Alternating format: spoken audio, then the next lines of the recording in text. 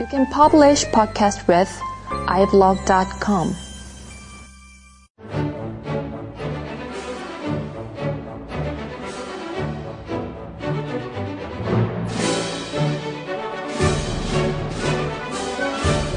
정치평론가 서영석과 김용민 PD의 정치 토크.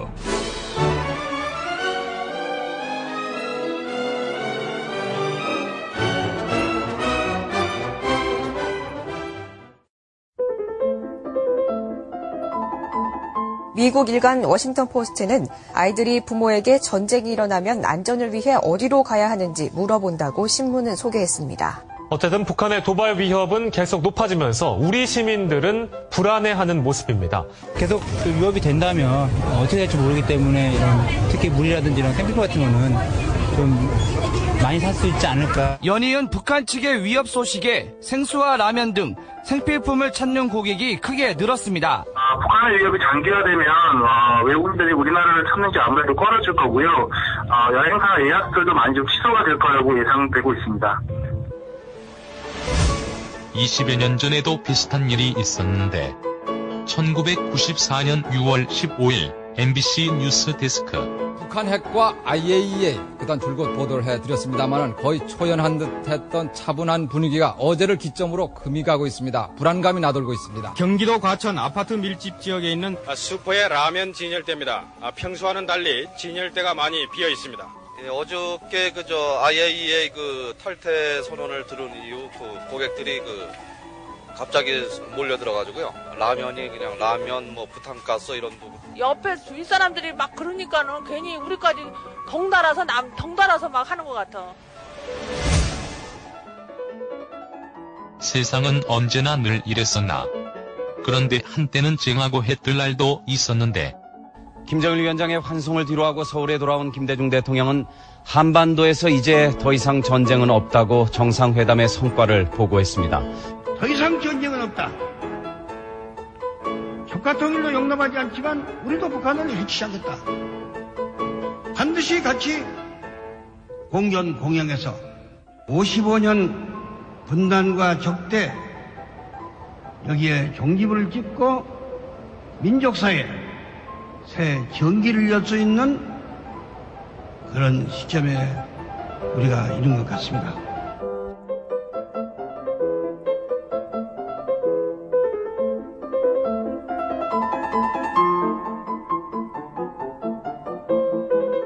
현 상태는 미국과 북한이 짜고 치는 고스톱이고 김정은은 이미 그 전에 미국으로부터 최대한 많이 얻을 목적으로 긴장 국면을 조성하고 있다. 오바마도 북한을 개방한 미국 대통령으로 북한을 방문할 예정이다. 중국과 북한 사이에서도 사실 속으로 북한이 중국에 불만이 많아 이번 기회에 엿먹일 생각도 있다. 개성공단은 임금이 낮아서 북한도 진즉에 폐쇄하고 싶어 했다. 그리고 북한에서는 대기업 진출을 원하는데 중소기업이 들어와서 불만이 크다. 등등 4월 15일까지는 긴장 최고조로 고조시킨 다음 5월경에 미국과 물밑 작업 후에 서로 줄 것 주고받는 식으로 해서 해결의 접점을 찾을 것이다. 예, 이게 증권가에서 오늘 나돌았던 찌라시의 내용이었습니다. 예, 어떻게 보십니까, 이거? 정권과 찌라시라는 게 믿거나 말거나인 경우가 대부분이지만은 방금 들은 이야기는 그런대로 설득력 있는 그런 대목들은 있네요. 예. 우선 개성공단에 대한 수입 이게 이제 극대화되려면은 중소기업보다는 대기업이 들어와야 되는 것은 맞거든요. 예. 근데 개성공단에는 불행이지 북한의 입장에서는 불행하게도 중소기업들이 많이 들어가 있습니다. 그리고 개성공단에서 일하는 북한 근로자의 숫자가 5만여 명이 넘는데요. 예. 평균 임금이 월 $115 정도라고 합니다. 근데 중국에서 가장 임금이 낮은 지역이라고 보통 얘기되는 동북 지역에서도 근로자 월 평균 임금이 한 $200 정도 됩니다. 예. 그래서 시사인에서도 지난 hon가요? 이번 hon가에도 났습니다만은 북한이 이명박 정부 동안 뭔가 개성공단의 대안을 찾기 위해서 중국과 맹렬하게 접촉을 했고 그래서 중국으로 대거 인력을 파송하려는 그런 계획을 갖고 있다. 마치 60년대에 우리가 서독에 광부나 간원을 예. 파견함으로써 외화벌이를 했지 않습니까? 예. 그것처럼 북한에서도 개성공단 대신에 북한의 숙련된 인력을 중국으로 인력을 파견해서 외화벌이를 하겠다.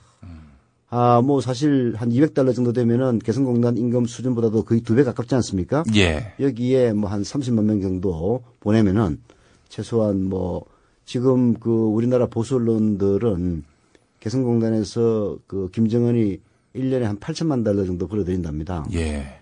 그거 가지고 엄청나게 북한을 조롱했거든요. 아무리 북한이 날뛰어도 개성공단의 $8천만 포기 못할 것이다. 예. 이런 식으로 좀 조롱을 해왔던 그런 측면이 있죠. 예. 그래서 북한은 중국과 접촉을 해서 개성공단의 대안으로 중국을 선택했다. 이런 얘기들이 나돌았습니다. 예. 그래서 아마 그런 정강과 찌라시의 얘기가 나오지 않았나 하는 생각도 좀 드네요. 그리고 뭐 지금까지 여러 위기가 많이 있었습니다만은 결국은 대화로 해결됐던 그런 전례로 볼 때 이번에 김정은의 이른바 핵 공갈도 결국 오바마와의 타협으로 북한은 북한대로 실리를 얻고 오바마도 오바마대로 북미 관계를 제대로 잘 해결했다는 그런 업적을 챙기는 그런 식의 거래가 가능하지 않을까. 예. 충분히 예측할 수는 있는 일입니다만은 네. 지금 여기에 관련된 국가가 남북한 그리고 미국, 중국 사실 그 내부의 정보를 들여다보기가 쉽지 않은 것들입니다. 예. 그래서 말하자면 합리적인 논리에 추론한 소설일 가능성이 매우 높죠. 예. 그 사실 북한이 네. 개성공단 임금 짜다는 얘기는 몇 년 전부터 쭉 해왔던 얘기 아닙니까? 그렇습니다. 예. 그만큼 우리 중소기업들은 예. 재미를 톡톡히 봤죠. 예. 지금 1년에 한 5천억 원 정도의 생산 규모를 갖고 있는데요. 이제 그 이야기는 거꾸로 다른 곳에 가서 한다면은 예. 5천억 원 정도의 생산물보다도 훨씬 더 비용이 많이 든다. 그만큼의 생산물을 내는데 이제 이런 얘기니까 사실 그 개성공단 폐쇄 소식이 들리자 개성공단 입주업체 대표들이 기자회견을 하면서 북한만 비난하지는 않았습니다. 그 이유는 북한의 싸고 숙련된 노동력을 사실은 중소기업을 운영하는 사람들에게는 대단히 매력적인 예. 것이기도 하기 때문이죠. 자, 하여간 뭐 위기다 하면은 그 순간은 위기가 아닌 거예요. 그죠? 그렇죠.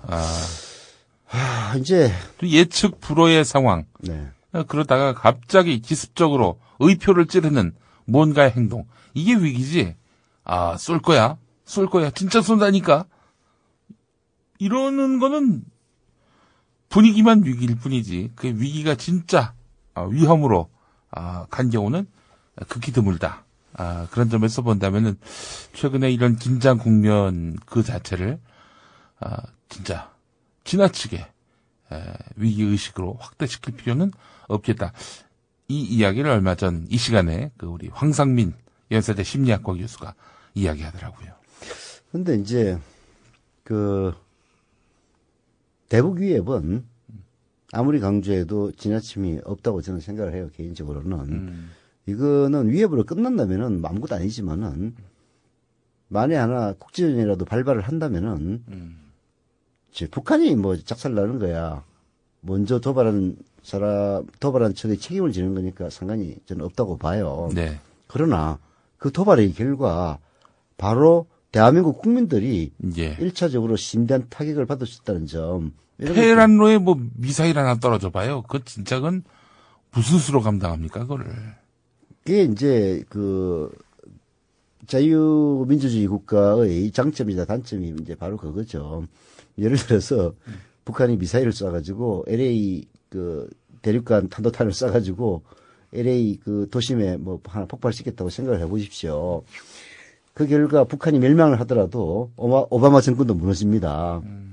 마찬가지로 북한이 서울 도심에 강남 한복판에 폭탄을 투하하거나 장사정포를 쏘거나 해가지고 박살이 난다면은 그 결과로 전쟁이 일어나서 북한이 멸망한다 손 치더라도 우리 대한민국 국민이 다수가 사망하는 이런 일이 벌어진다면은 정권의 존립이 대단히 위태로워지는 이게 이제 독재 정권, 폐쇄적인 독재 정권과 이명박, 박근혜 정권이긴 합니다만은 그래도 상대적으로는 자유민주주의 정권과 이제 차이점이라고 볼 수가 있는데요. 여하튼 우리로서는 만에 하나 있을 수 있는 그런 점들도 경계를 해야 되기 때문에 예. 사실 그 남한의 포지션은 항상 어려움을 겪을 수밖에 없는 겁니다. 그렇죠. 예. 그래서 보다 더 현명한 대처가 필요한데요. 4월 5일 날 예. 진보정의당의 그 김재남 의원 주최로 한반도 평화를 위한 해법 찾기라는 이제 토론회가 열렸는데요. 예. 제가는 가보지는 못했습니다만은 그 토론 발제문을 쭉 보내줘가지고 읽어본 바가 있는데 예. 거기서도 결론은 그거예요. 지금 현재 한반도 위기의 근원은 물론 북한 내부적인 문제가 크지만은 지난 5년간 그야말로 위기를 계속 증폭시키면서 전혀 남북 관계에 대한 진전이라든지 남북 간의 근본적인 해법을 찾으려는 노력을 완전히 포기했던 이명박 5년의 그 후과를 지금 받고 있는 것이다. 네. 이게 말하자면 그 토론의 결론이었습니다. 또한 중요한 점은 북한이 핵실험을 세 차례에 걸쳐서 성공리에 끝낸 국가라는 점입니다. 예. 북한이 3차 핵실험을 했던 그 규모는 물론 이제 북한으로서는 최1급 비밀이죠. 그러나 핵실험을 하면은 워낙 핵폭탄의 위력이 크기 때문에 지진파가 발생을 해요. 예. 그래서 그 지진파를 감지를 해서 그게 몇 도 지진에 해당하면은 어느 정도의 규모다. 이거 거리라든지 이런 점을 감안해서 핵실험한 그 폭탄의 위력을 예측을 할 수가 있는데요. 예. 전문가들은 최소한 히로시마에 투하됐던 그 이름도 매우 역설적인 리틀보이 한 16킬로톤인가요? 메가톤인가? 하여튼 그 정도의 그 위력은 능가한다. 예. 이렇게 얘기를 하고 있어요. 예. 우리 머리 위에 핵을 보유하고 있는 북한이 존재를 하고 그리고 그 국가를 무력으로 멸망시키기에는 너무나 그 후폭풍이 두려운 이런 상태에 있는 이 상황이라는 점을 현재 정권이 직시를 하고 어떻게든 우리가 이 상황을 주도적으로 이끌어 나가겠다는 그런 뭔가가 보여줘야 되는데 이명박 정권의 무책임한 대북정책 5년에서 아직까지는 별로 진전되지 못한 모습을 보이고 있다는 점이 예. 정말 전문가들에게는 이러다가 진짜 북한이 그냥 큰 소리만 치다가 전면전으로까지 비화야 못하겠지만은 연평도 포격이라든지 이런 전례에서도 보듯이 국지전 도발이라도 하는 게 아니냐. 예. 이런 식으로 점점 위기가 고조돼 가고 있는 것은 분명한 사실이죠. 네. 지난 몇 달 동안 계속 그 북한과의 관계는 악화 일로를 걸어오지 않았습니까? 예. 그럼에도 불구하고 남한은 안보 불감증이라고 불러도 좋을 만큼 아주 평온했습니다. 그런데 예. 최근 들어서는 점점 그 어느 정도 위기가 감지되는 듯한 그런 모습도 보이고 있어요. 예. 주식시장도 불안한 모습을 보이고 그래서 이제 그 정권과 찌라시에서는 이게 다 주가를 흔들어 가지고 한탕 해먹자는 음모다 이런 것도 나오는 것 같은데요. 예. 결과가 그리 된다 손 치더라도 현재 이런 위협을 맞이하고 있는 대한민국으로서는 북한과 미국의 감정 싸움의 그 희생이 우리가 돼서는 안 된다라는 측면에서 결국은 적극적인 주도적인 역할을 남한이 해야 됩니다. 그런데 북한의 위협에 우리가 흔들려서는 안 된다라는 식의 고리타분한 얘기만 하고 있으니까 걱정이 많이 되는 거죠. 물론 박근혜 대통령은 이명박 씨하고는 조금 다른 저는 그런 대북관을 갖고 있다고 생각은 해요. 박근혜 대통령 본인이 이 과거 북한을 직접 방문해서 김정일 당시 그 북한 국방위원장 정권과 뭐 회담을 한 적도 있지 않습니까? 이런 점들을 고려하면은 이명박 정권보다는 한 걸음 나아간 그런 태도를 갖고 있다라고 일반적으로 평가는 하는데요. 그러나 그런 평가가 실제화되려면은 바로 지금과 같은 위기 국면에서 그 무언가를 해야 되는 거죠. 네. 참 걱정이 많이 됩니다. 제 아들이 올해 이제 7살입니다. 네. 아프리카 같은 나라 가보면은 10살 미만의 어린이조차 소년병으로 징집하는 일이 있다고 하는데, 제 아들이 만약에 나이가 들어서 군에 간단 말이죠. 네. 근데 지금 이 국면이다. 미치지 않겠는가? 이런 생각이 듭니다. 이 국면에서는. 지금 자녀를 군에 보내신 부모님, 또 친구분들, 또 지인분들, 얼마나 마음이 참 조바심칠까. 우리는 한다 만다. 이렇게 가볍게 전망하지만 그분들에게는 만약에 이런 위기 상황이 닥칠 경우, 현실화될 경우, 그 마음속에 엄청난 그 트라우마가 있지 않겠는가. 우리는 이제 북한으로부터 그 상시적 위협 속에서 살고 있지 않습니까? 예.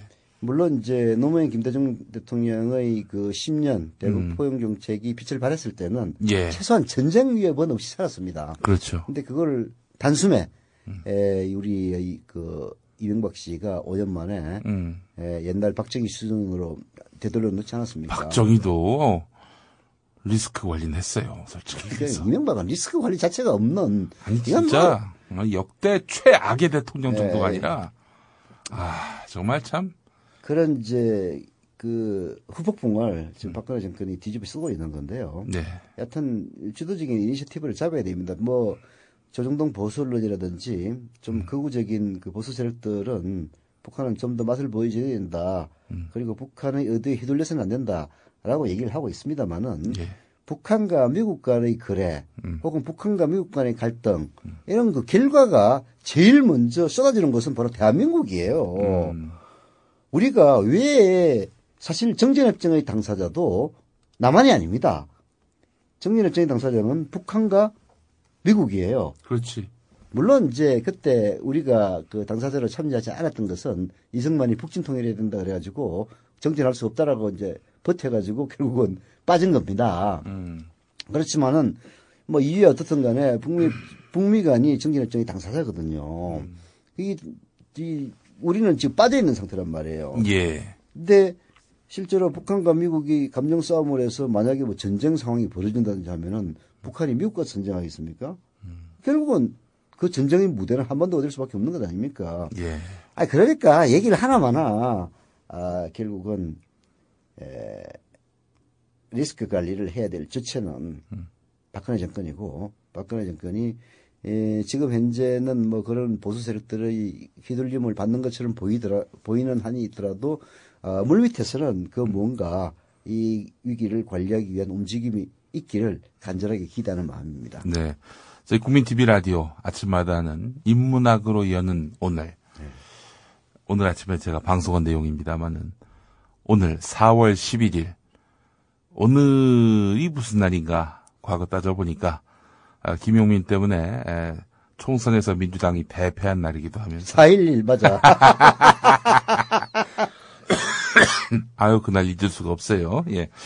자 그거 말고 트루먼 대통령이 메가더를 자른 날입니다. 자 메가더가 어땠습니까? 전쟁 당시에 아직도 일부 보수적인 식구권을 갖고 있는 분들은 메가더를 일종의 신으로까지 추앙하는데 트루먼 대통령에게 잘렸습니다. 그때 메가더 잘릴 무렵의 그 사건들 메가더의 어떤 입장을 살펴보면은 만주에다가 수십 발의 그 원자폭탄을 쏟자. 그렇게 해서 공산주의를 뿌리 뽑자. 예, 그런 이야기를 했습니다. 마치 그 김진 중앙일보 논설위원이 한 3, 4일만 참으시오.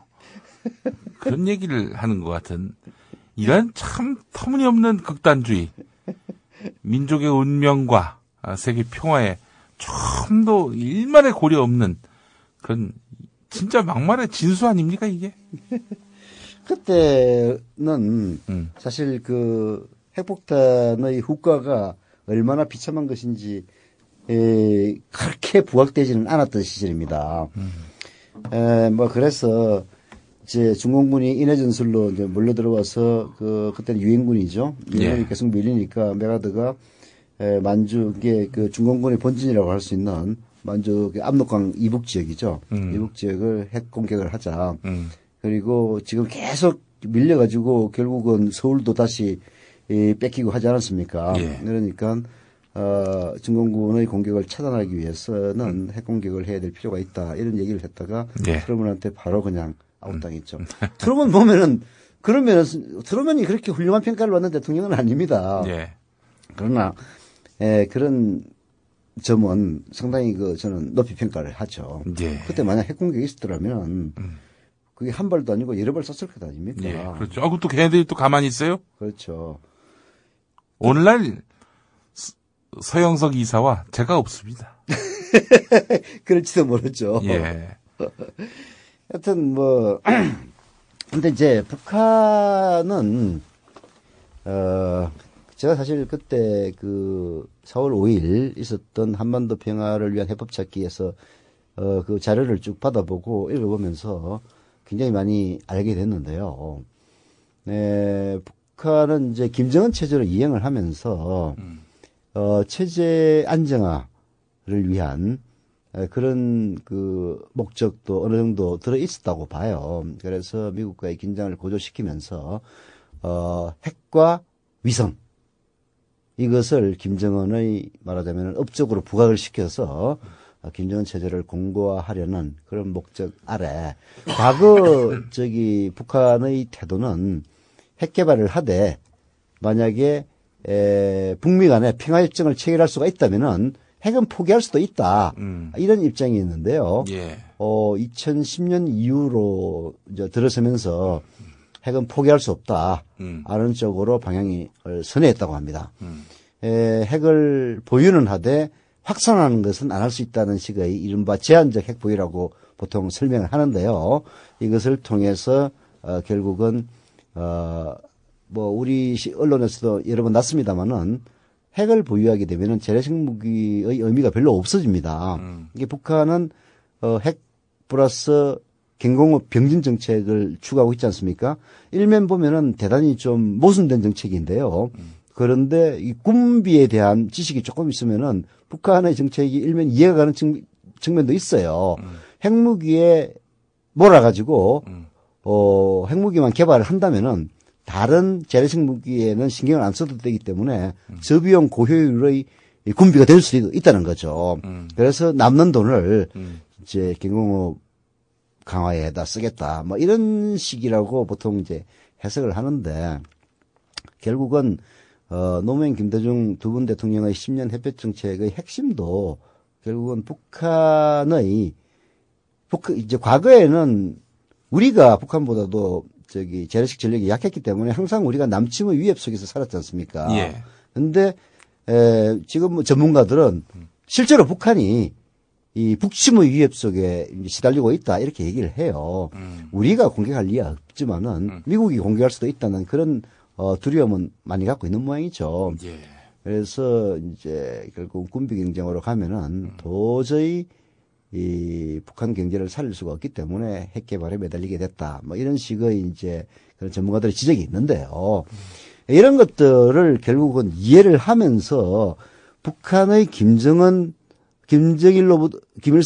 3대로 썼었다는 그 체제를 우리가 이쁘고 인정해서 그런 게 아니라 북한을 잘못 관리했을 경우 우리가 입는 피해가 너무나 크기 때문에 북한의 체제를 마치 인정하는 듯한 그런 모양새를 보이면서까지 북한을 관리하려는 이런 노력이 사실은 햇볕 정책이라고 보는데요. 이거를 퍼주기라든지 이런 식의 말하자면 짧은 안목으로 몰아붙이고 전쟁도 불사할 것처럼 떠드는 극우 보수 세력들이야말로 정말 어리석기 짝이 없는 그런 주장인 것이죠. 실제로 전쟁을 할지언정 대화는 하지 말아야 한다. 이렇게 주장하는 사람들이 있는데 이건 철이 없는 건지. 철없는 거죠. 뇌가 없는 건지. 전쟁이 일어나면은 그 피해를 우리가 입을 피해가 더 큰 거예요. 그럼요. 그렇지 않습니까? 북한은 그게 쉽게 얘기해서 많이 가진 자와 쥐뿔 없는 자끼리 싸우면은 쥐뿔 없는 놈이 너 죽고 나 죽자라고 했을 때 죽는 쪽이 그 가진 게 없는 사람이 될지언정 가진 사람들은 많은 피해를 입게 된단 말이에요. 근데 이게 실제로 국가 대 국가의 관점으로 치환이 되면은 그 피해를 입는 사람들이 바로 국민입니다. 1994년 핵위기 때도, 영변 핵위기 때도요, 그때 그 이후에 나온 내부 보고서를 보면은, 핵이 만약에 용산에 한 발 투하됐다고 가정을 했을 경우에, 바로 그 자리에서 125만 명인가 즉사를 하고, 흔적을 찾아볼 수가 없죠. 그냥 완전히 그냥 아무것도 없어지는 거예요. 그렇죠. 그 다음에 미군을 포함해서 남북한의 군인들이 100만 이상이 피해를 입고 전체적으로 군인만 500만 명 이상의 사상자를 낼 수도 있다는 그런 보고서도 나오지 않았습니까? 낙진 피해 이게 어마어마하다고 하더라고요. 그렇죠. 그러니까 그런 상황이 온다면은 우리가 이긴다 한들 남는 게 뭐냐 이거예요. 이게 뭐 사날만 기다려라 혹은 조금의 피해를 감수해서라도 북한을 멸망시켜야 된다고 주장한 사람들이 조금의 피해 사나흘 동안 일어날 일이 뭔지에 대해서는 진짜 큰 생각을 안 하고 있는 거죠. 기본적으로 전쟁이 나면은 어디 돌아다닐 수가 없습니다. 물, 수도, 전기, 인터넷 이거 서비스 되기 어렵죠. 그렇죠. 기름을 안 팝니다, 아예. 네. 그런 점을 인식하는 분들이 많지 않아요? 이제 우리는 사실은 남한과 북한에 배치되어 있는 재래식 전력이 세계에서 10위권 안에 들 정도로 어마어마한 전력이 배치되어 있습니다. 그리고 그 거리가 너무 짧아요. 휴전선에서 불과 몇십 킬로만 가면은 100킬로도 안 돼요. 예. 인구 1000만 명이 밀집해 있는 도시가 있습니다. 이거는 재래전이 일어났을 때는 아주 막대한 피해가 예상되는 누가 봐도 이게 그야말로 3살 먹은 어린애가 봐도 이거는 빤한 결과거든요. 네. 이런 결과에 대한 고려는 전혀 없이 전쟁돼도 괜찮다는 식으로 얘기를 한다면은 그야말로 진짜 민족 반역자죠. 네. 중국 공산당 기관지 인민일보에 국제문제 전문가로 불리는 화이원이라는 사람이 이런 말을 했습니다. 칼럼을 통해서 밝힌 말인데 이 한반도에 시급하게 필요한 것은 각자가 냉정한 자세를 유지하면서 현 시국을 전환할 수 있는 조건을 만들어내는 것이다. 이러면서 미국이 핵 우산이라는 안보를 약속하고 있지만 한반도의 전쟁이나 어떤 형식의 충돌이 일어나면 북한과 38선을 사이에 둔 휴전선인 것 같습니다. 휴전선을 사이에 둔 한국은 최대의 피해국이 될 것이다. 이렇게 경고를 했습니다. 상식 중에 상식이죠? 예, 사실은. 자, 이제 북한이 결국은 이 위기를 통해서 노리는 것은 미국과의 평화협정 체결입니다. 그러면서 아까도 제가 말씀드렸다시피 핵 보유국으로 일단 인정을 받자. 이것은 이제 아까 얘기했다시피 북한 내부의 문제. 핵과 위성을 최대의 업적으로 내세우려는 김정은 체제의 이른바 내부적인 목적, 이런 게 이제 결합되어 있는데요. 물론 이제 미국이나 혹은, 미국과 협상을 하더라도 결국은 당사자일 수밖에 없는 우리의 입장은 북한의 핵 보유를 용인할 수는 없는 거죠. 그러나 문제는 이러한 것들을 일단 협상의 테이블 위에 놓고, 대화로 풀어나가지 않는다면 전쟁하는 길밖에 없는 거예요. 그렇죠. 그렇지 않습니까? 전쟁을 할 수 없다면 대화를 해야 되는 거거든요.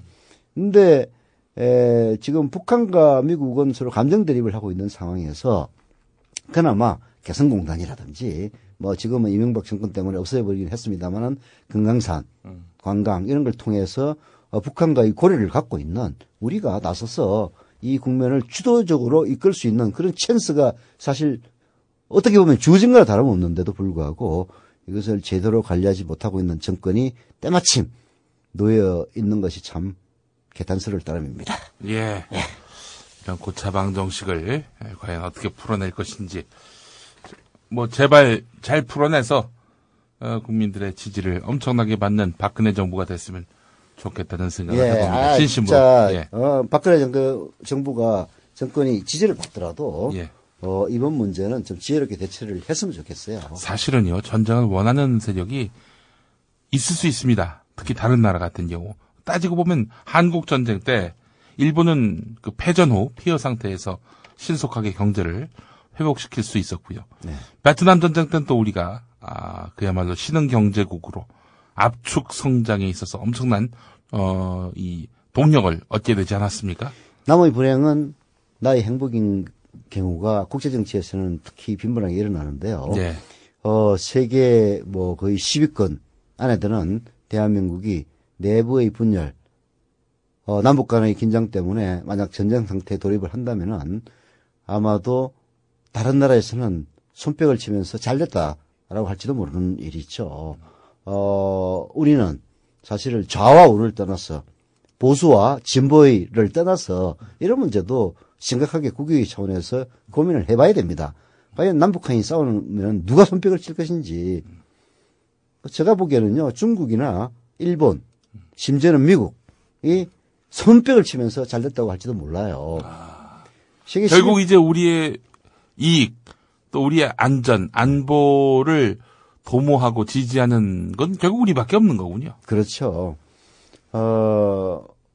주변에 있는 강국들의 그 국제적인 역학관계를 무시해서는 안 되겠지만은 그것이 결국은, 그러한 국제관계 속에서 우리의 입장을 담보해주는 국민들의 안전과 이익이라고 하는 이런 측면에서 모든 걸 쳐다봐야 되는데, 마치 김정은이 자존심을 내세워가지고 남한을 공격하겠다라고 아주 말펀치를 날리는 것처럼 우리 사회의 그 보수 세력들도 그런 그야말로 한 푼 가치도 없는 자존심 이런 걸 내세우면서 북한을 압도해야 된다. 이런 식의 그 주장을 하는 사람들 보면은 정말 안타깝죠. 예. 그런 것들이 결국은 전쟁 불산으로 번지는 겁니다. 예. 진짜 나라와 민족의 안위를 걱정한다면은, 예, 지금 이 순간 선택할 수 있는 카드는 하나밖에 없습니다. 평화. 전쟁 없는 평화.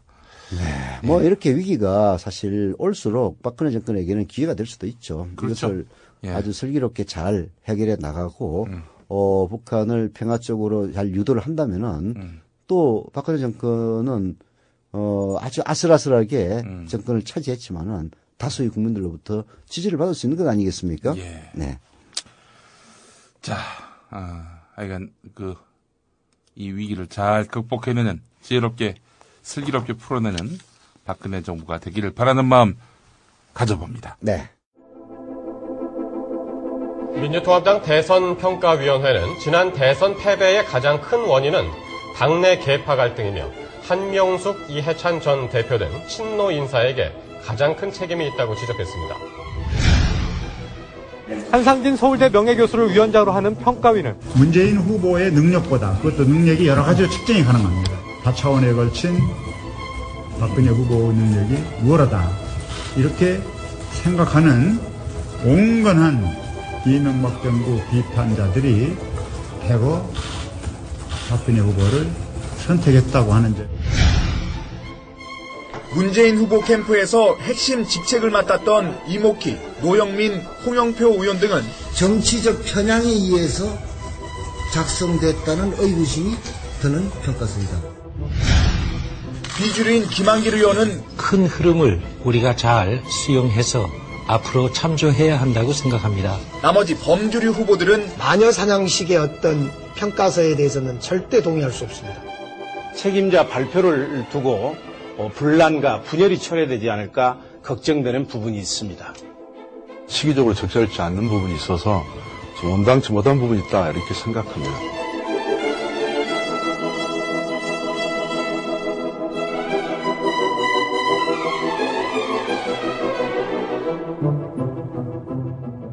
서영석, 김용민의 정치 토크 함께하고 계십니다. 민주통합당 대선평가위원회가 문재인, 한명숙, 이해찬, 문성근 민주당 주류들이 대선 책임을 져야 한다. 패배에 책임을 져야 한다. 라면서 이런 내용이 담긴 대선평가 보고서를 냈습니다. 이에 대해서 범주류가 정치적 편향에 사로잡힌 보고서라면서 반격에 나서고 있습니다. 당연히 책임이 있다라고 지목된 사람들은 기분 나쁘고 반발하겠죠. 예. 근데 정말 책임이 있어서 그렇게 지목받고 지탄받는 거 아니냐. 또 이런 목소리도 있거든요. 어떻게 보십니까? 물론 이제 책임 있는 부분은 책임 있다고 얘기를 해야죠. 그런데 이 대선평가위원회는 시작부터 잘못된 조직이었고, 그다음에 그 방식이라든지 그 이후의 행태들을 보면은 그야말로 문제점 투성이었다는 점, 이런 것들이 단순히 그게 금행됐기 때문에 반발한다 라고 얘기만 할 수 없는 그런 근본적인 허술한 측면을 너무나도 많이 지니고 있는 보고서다. 이게 더 큰 문제인 거죠. 되게 재밌어요. 제가 제일 깼던 부분은 대선까지 민주당 지도부의 정치적 책임을 수치로 계량을 해서 발표를 했어요. 1등 먹은 사람이 한명숙 전 대표입니다. 76.3점으로 책임이 가장 무겁다. 아니, 대선 때? 예. 아니, 대선 때 그 양반이 뭘 했다고? 총선에서 대선까지 민주당 지도부의 정치적 책임을. 그렇다면 총선의 책임이? 결국은 이제 대선까지 이어졌다. 예. 그런 차원에서 한명숙 전 대표가 1등을 먹었고요. 2등은, 이해찬 전 대표가 먹었습니다. 그리고 3등은 박지원 전 원내대표, 4등은 문재인 전 후보, 그리고 꼴찌를 문성근 전 대표대행이 이제 했는데요. 김용민은 없습니까? 없습니다. 예. 근데 이게, 첫 번째는 당내 설문조사예요. 당내 설문조사를 하면 국회의원, 당협위원장, 그리고 당직자를 대상으로 한 설문조사였습니다. 이게, 대표팀을 구성을 해가지고, 한국 대표팀을 구성해서 일본 대표팀하고 경기를 했는데, 5대4로 졌어요. 그러고 나서, 진 원인이 누구한테 있느냐라고 그 대표팀을 말하자면은 유지했던 스태프들에게 물어본 거예요. 예. 그래서 또 더 웃기는 거는 책임 있는 사람의 항목을 5명으로 한정을 했어요. 그게 오지선다군요. 한명숙, 이해찬, 박지원, 문재인, 문성은 중에서 누가 제일 책임 있느냐 이런 식으로 물은 거예요. 다 친노 아니에요. 그러니까 물론 이제 근거는 있습니다. 한명숙 전 대표는 4월 총선을 책임졌던 전 대표. 그다음에 이해찬 전 대표는 뭐 중간에 안철수하고의 갈등 때문에 물러나긴 했습니다만은 여하튼 대선을 앞둔 시점에서 당 대표를 하지 않았습니까? 그리고 박지원 전 원내대표는 그 시점에서 원내대표였고요. 그다음에 문재인 의원은 그때 후보 당사자였고, 그리고 문성근 전 대표 대행은 한명숙 대표가 물러나고 나서 대표를 했으니까, 대행을 했으니까 이 5명을 선정했다. 뭐 이렇게 볼 수는 있는데, 이게 축구 5대4로 찍고 나서 감독, 코치, 주전 스트라이커, 이런 사람들을 5명을 딱 찍어가지고 누가 제일 책임 있느냐 이런 물어본다는 게 이게 사실 말이 안 되는 거죠. 그렇지 않습니까? 사실 어쩌면은 그 건강관리를 제대로 못한 팀 닥터가 책임을 져야 될 수도 있는 거라고요. 예를 들어 주전 스트라이커가 설사가 나가지고 제대로 기량을 발휘 못했다. 그러면은 팀 닥터가 책임 있는 거 아닙니까? 이런 식으로 책임을 질 수 있는 사람들을 다양하게 질서를 하고 그중에서 누가 가장 책임이 있느냐라고 물어야 되는데 5명을 놓고 물은 거예요. 그리고 그걸 또 평가한 사람들이 국회의원, 당협위원장, 당직자들이란 말이에요. 결국은 민주당의 잘못된 그 당 운영과 선거 대처가 총체적으로 결합돼 가지고 대선 패배를 가져왔는데 바로 그 당사자들에게 야 누가 제일 책임 있는지 물어봐라 집어내라 이런 식으로 질문했다는 게 사실 말이 안 되는 거거든요. 그렇지 않습니까? 이게 말하자면 이번 대선 평가 보고서의 신뢰도를 심각하게 추락시키는 하나의 원인으로 보이는 거죠. 문제는 더 있습니다. 대선 후보 경선을 하지 않았습니까? 대선 후보 경선을 했는데 결국은 문재인 후보가 1위를 하고, 그다음에 김두관, 손학규, 김두관, 그다음에 정세균, 예, 이런 김한길, 김한길도 후보였죠. 김한길은 당권 주자로 나왔었고, 당권 주자로 나왔습니까? 9월에 이제 나왔던 사람은 그 앞서 4사람에다가 박준영 전남지사. 네. 그래서 이제 그때 당시에 그 당권 주자들이라든지 이런 사람들을 이제 묶어가지고 비주류나 예. 후보였던 사람들 중에서 가장 이번 대선 전에 협력을 안 한 사람을 갖다가 이제 꼽아봐라. 예. 이런 설문도 있었나 봐요. 예. 있었는데 이거는 비공개를 했습니다. 발표를 안 했어요. 예. 근데 그 결과를 본 사람이 저한테 아까 전화를 해가지고 그 설문조사 결과는 김두관이 31%로 1위를 했고, 예. 2위는 김한길이 했고 30%. 예. 그 다음에 박빙이었군요. 예, 손학규 그리고 가장 협조적으로 잘 했는 사람이 정세균 이런 식으로 나왔는데 네. 이 결과는 또 발표를 안 한 거예요. 김두관을 보호하기 위해서 발표 안 했겠습니까? 당연히 김한길을 보호하기 위해서 발표 안 한 거죠. 지금 5.4 전당대회 후보로 나와 있는데 그때 당시 가장 비협조적이라서 책임이 있다. 예. 그 중에서 그 김두관하고 박빙으로 2위를 차지했다 하면은 이번 전당대회 불리한 결과를 좋지 않은 영향을 줄 거 아니에요. 네. 그래서 그런 것들은 또 발표를 안 했다는 거예요. 그래서 이번 대선 평가에 보고서를 전당대회를 갖다가 불과 보름 정도 남겨놨나요? 예. 보름 정도 남겨둔 상황에서 발표한 것이 저희가 의심이 된다는 거죠. 그뿐만이 아니고요. 제일 중요한 것은 이제 100여 가지 설문조사를 했답니다. 예. 설문조사를 했으면은 그 설문조사에 대한 로우 데이터가 있을 것 아니에요. 로우 데이터? 그게 네. 뭡니까? 아까 얘기했다시피 김두관 31%, 김한길 30% 이런 게 나왔다면은 예. 로우 데이터가 있을 거 아니에요. 예. 이런 거를 또 비공개하기로 또 했어요. 안 밝히는 거예요. 그런 게 어딨어? 그러니까. 그래서 지금 대선평가 보고서가 나오고 나서 그게 불만을 가진 사람들은 좋다 이거야. 우리 책임지겠다.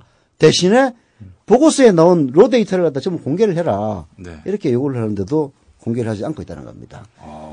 이게 말이 안 되는 거죠. 우선 평가위원장 자체가 한상진 위원장이 그분의 개인적인 인격을 모독하는 뜻이 아니라 예. 안철수의 그 자문을 맡았다는 명백한 그 팩트가 있는 사람 아닙니까? 예. 그런 사람에게 그 대선 평가를 맡겼다는 것 자체가 민주당으로서 누가 맡겼어요, 근데 도대체? 저도 누가 맡겼는지 잘 모르겠어요.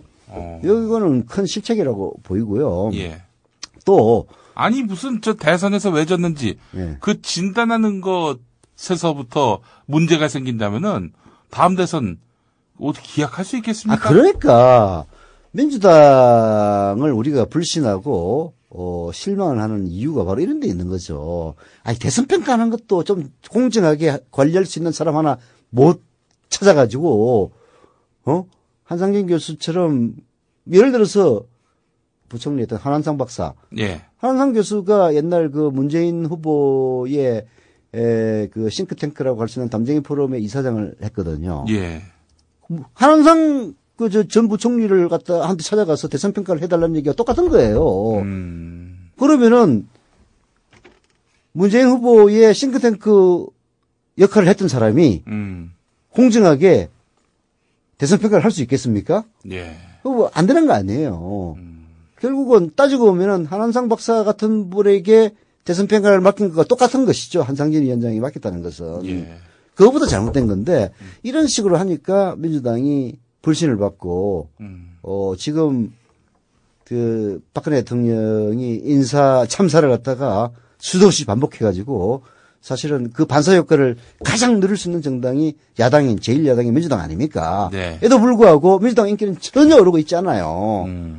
이런 것들이 다 이런 데서 그 이유가 있는 겁니다. 네. 정말 한심하기 짝이 없는 노릇이죠. 오직했으면은 그 맹계남 씨 같은 분은 열받아서 민주당 탈당한다고 그랬겠습니까? 참나. 정말 이거 아니 나는 사실 예를 들어서 문재인에 대한 평가 이런 거는 뭐 어느 정도 그 설득력이 있다고 봐요. 그 인물에 대한 평가를 했거든요. 예. 문재인에 대해서는 정치 역량과 결단력이 유약했다. 지금도 사실상 정치적 칩거를 하는 데서도 네. 문제가 있다. 저 이게 보거든요. 예, 정치 역량과 결단이 유약했다. 예. 난 이런 지적은 뭐 이런 설득력이 없지 않다고 봐요. 그다음에 이해찬에 대해서는 뭐 밀실 담합, 각분 경선. 이제 이것도 사실 말은 안 되는 얘기긴 한데 예. 이해찬, 박지원, 문재인 연대를 갖다가 미리 발설함으로써 이런 평가를 받았다. 뭐 이것도 뭐 그렇게 굳이 얘기한다면은 할 수는 있는 얘기예요. 안철수에 대해서는 뭐 상당히 그 호의적으로 평가를 하긴 했지만은 여하튼 대중이 좋아할 만한 협상 태도를 보이지 못한 면이 있지만 후보직 사퇴라는 결단으로 자신의 정치적 자산을 상당 정도 보존할 수 있었다. 예. 라고 안철수를 호의적으로 평가를 한다손 치더라도 그래 뭐 그런 측면이 있다. 이렇게 다 생각할 수 있는 대목들이 있거든요. 예.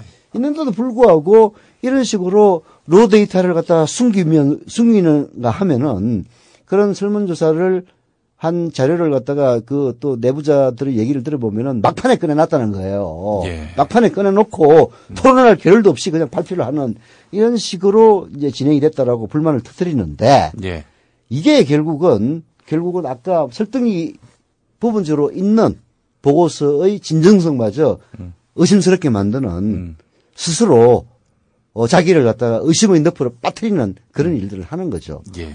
한상진 위원장도 상당히 이런 일이 있기 전까지는 명망 있는 학자로 알려져 있었는데 예. 이번 대선평가위원회 위원장을 맡으면서 완전히 그냥 똥무대기 속에다가 자기 몸을 갖다가 그냥 실갑을 하는 듯한 그런 느낌이에요.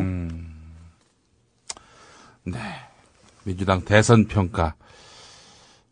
이 사실은 이 안에서 통렬한 반성과 새로운 도약의 전기가 마련돼야 할 텐데 이게 또 새로운 논란의 출발점이 된다는 점. 그러고 보면요. 민주당의 한계입니다, 이게. 박근혜 대통령도 참 운이 좋은 사람이에요. 이게 노무현 대통령이나 김대중 대통령 때의 야당인 한나라당처럼 일사불란하게 움직였다면은 사실 박근혜 대통령 초반에 첨사에 가까운 인사 실패로 지금 많이 코너에 몰렸을 겁니다. 근데 야당이 워낙 스스로 알아서 죽을 써주니까, 그런 많은 실책에도 불구하고 박근혜 대통령이 국정을 운영하는데 큰 어려움은 최소한 야당의 견제 때문에 어려움을 겪는 이런 일은 당하고 있지 않거든요. 예. 그것도 사실 복입니다.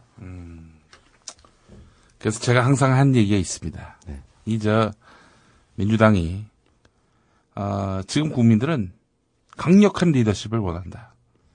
근데 민주당은 사실 노무현 대통령 때부터, 강력한 리더십이 실종이 되다시피 했고, 그게 말하자면은, 이 정권이 만약에, 과연, 제대로 주도권을 갖고, 개혁이면 개혁, 혹은 새로운 비전의 수립이면 수립, 이걸 할 수 있겠는가? 라고 생각했을 때 너무 유약하단 말이죠. 너무 이 말 저 말에 휘둘릴 것 같은 민주주의라는 미명 아래 신뢰가 안 간다는 겁니다.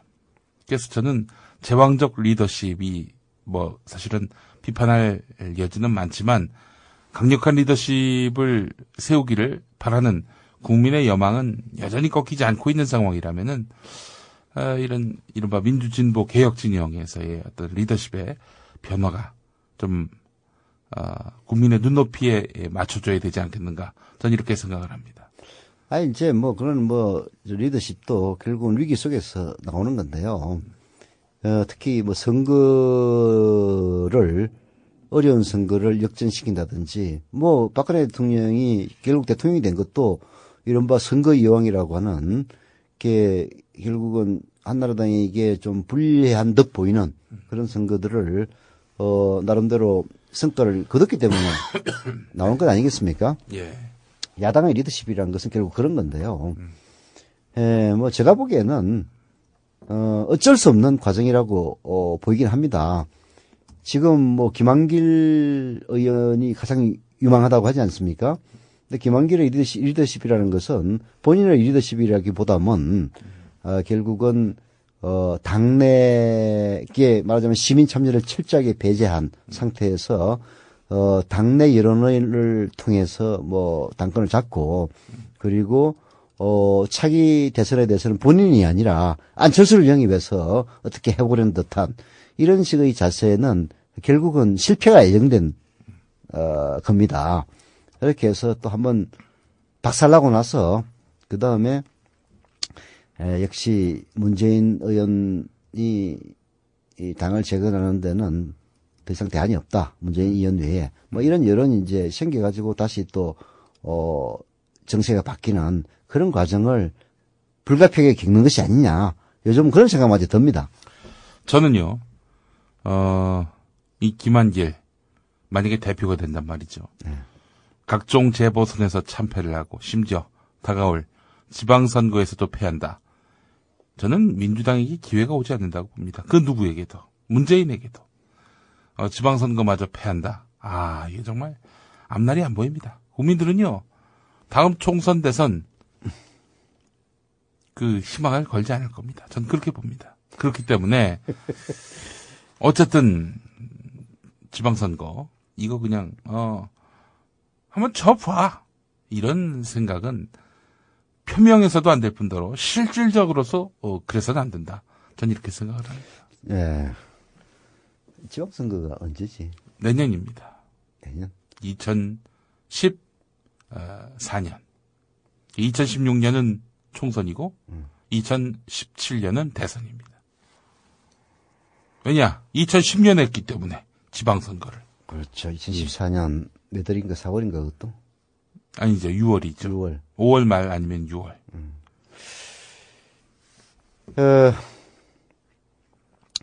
이제 재보궐선거가 4월 달에 있고요. 또 요인이 발생하면은 올 10월 달에 있습니다. 그리고 내년 지방선거 때 이제 다시 재보궐선거도 같이 이제 이루어지게 되죠. 보통 이제 그런 식으로 정치 일정이 짜이는데, 지금 김한길 체제가 만약 들어서서, 지방선거를 맞이한다면은 상당히 어려운 국면이 될 수도 있겠죠. 뭐 상당히 민주당에게는 뭐 이렇게 보나 저렇게 보나 상당히 어려운 상황의 연속이 아닌가 하는 그런 걱정이 많이 되네요. 참 이게 답답합니다. 사실 국민들의 그 멘붕이라고 하는 게 사실은 이런 민주당 갖고 과연 다음을 도모할 수 있겠는가? 그 멘붕도 사실 담겨 있는 거였거든요. 안 그렇습니까? 맞는 얘기입니다. 예. 진짜 답이 안 보이네요. 예. 사실 환경적으로 보면은 뭐 제가 늘상 얘기를 합니다만은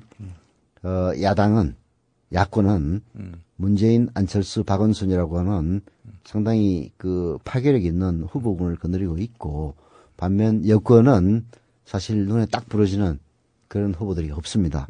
최근 들어서 홍준표 경남지사가 하도 말썽을 부리니까 상대적으로 김문수 경기지사가 부각되는 이런 상황마저 오고는 있습니다만은, 김문수 지사도 한번 평가를 받은 바가 있는 그런 사람이기 때문에 아까 얘기했던 그 박원순, 그다음에 안철수, 문재인 이 트로이카에 비하면은 역부족인 건 사실이거든요. 예.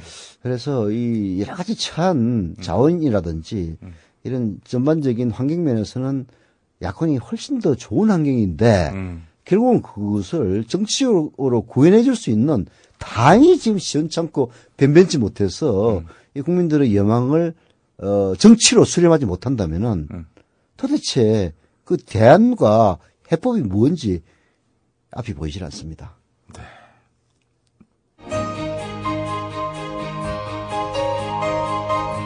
정신과 의사 정혜신입니다. 말끼리 살아야 세상이 건강해지는 거 여러분들 다 아시죠? 말끼리 트이는 세상. 여러분도 조합원으로 함께 만들 수 있습니다.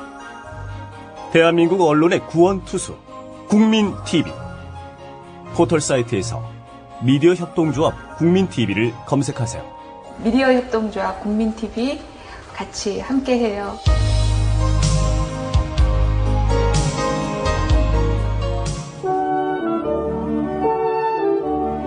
지금 여러분께서는 서영석, 김용민의 정치 토크와 함께하고 계십니다.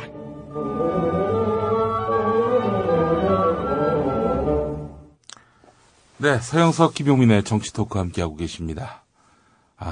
북한 이야기, 민주당 이야기, 다른 이야기인데 다 답답한 얘기들이네요. 예. 요즘은 좀 사실 재미가 없는 것 같아요. 사실 이제 팟캐스트도 그렇게 과거처럼 인기가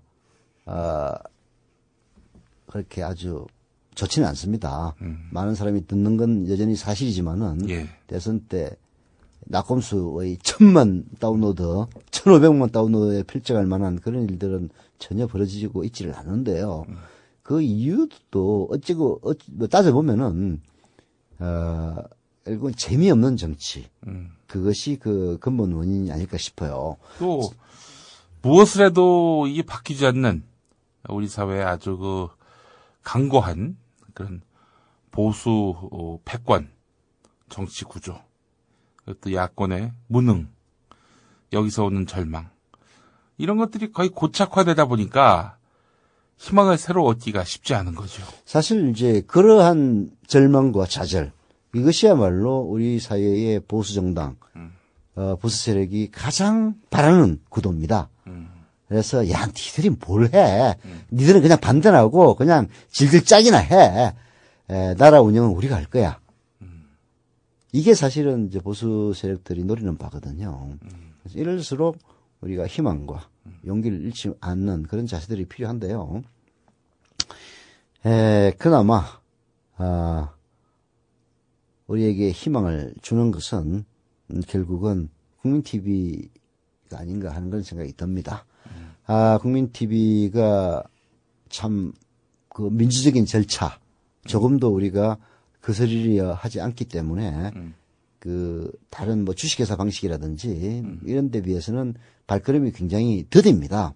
3월 3일 날이었나요? 3월 4일이었나? 3월 3일. 네. 3월 3일 발긴 총회를 하고 나서 거의 한 달 이상 흘렀습니다만은 여러 가지 절차 문제 혹은 내부의 의견 조율 문제 때문에 이제야 간신히 조합 설립 인가가 나고 그리고 이제 국세청에 신고를 해서 사업자 등록증이 나오는 이런 단계에 도달을 했습니다. 네. 그래서 저희 미디어 협동조합 국민TV의 홈페이지에 정식으로 조합 계좌를 개설했다는 사실을 밝히고 그동안 약정만 했던 분들에게 입금을 독려하는 이런 단계에 이르렀죠. 예, 그렇습니다. 자, 지금 국민TV 홈페이지 가시면은 아시겠습니다만은 지금 저희가 계좌를 개설했습니다. 이제 드디어 조합비를 내실 수 있겠습니다. 조합비가 아니고 출자금이죠. 출자금. 예. 처음에 몇 좌, 1좌 5만 원, 2좌면은 10만 원 이런 식으로 출자를 약정하셨죠.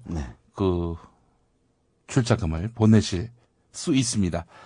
출자금을 이제 입금을 하시면은 입금한 것을 저희들이 확인을 하고 여러 가지 관련 서류들을 이제 보내주고 이렇게 해서 조합원 가입 그 과정을 거치게 됩니다. 예. 그럼으로써 이제 진정한 조합원이 되시는 거죠. 예.